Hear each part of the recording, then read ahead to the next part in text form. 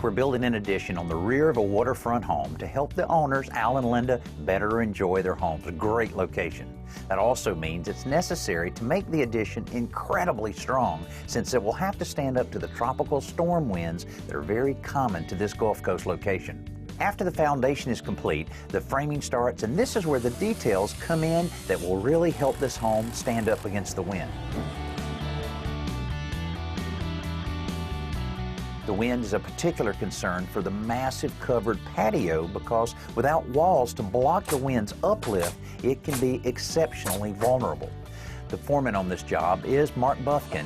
Perfect right there. He's the guy who has to sweat out every one of these details so everything works. Well, Mark, after you got the concrete finally poured, man, you guys were able to have some fun with all this wood. There's a bunch of wood in this place. Oh yeah, there's a lot of wood and there's a lot of metal in this one. Yeah, I heard you had to bring the metal fabricators out to do a little bit of work. Oh yeah, actually a little bit of welding, huh? Oh yeah, we got steel posts under every heavy load point with 6-inch concrete laths in the bottom.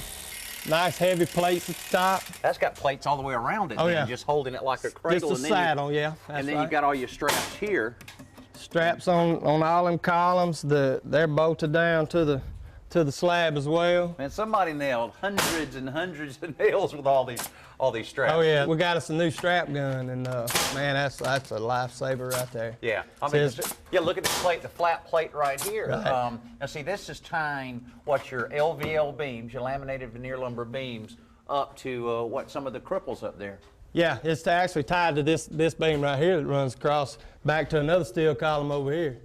Jeez, and that's a lot of ordering, trying to figure out what works and what doesn't. Oh yeah, man, look, just going through the plans, looking at the numbers, you know, getting the right number, and then, you know, then some of them special ordered, but it all worked out good. We got what we needed. And then you also had the little saddle hangers and everything that you used to hold down the roof rafters there. Yeah, these are a little bit more aggravating because you got to put them on before the rafters so you can get all your nails in there. But they actually work out pretty good. They got a lot more hold down pressure than the normal hurricane strap. And then you got all of these too. So this is mainly just to tie the pack studs to the headers into the headers and that kind of thing. And you go with 2x6 walls, I see. 2x6 wall.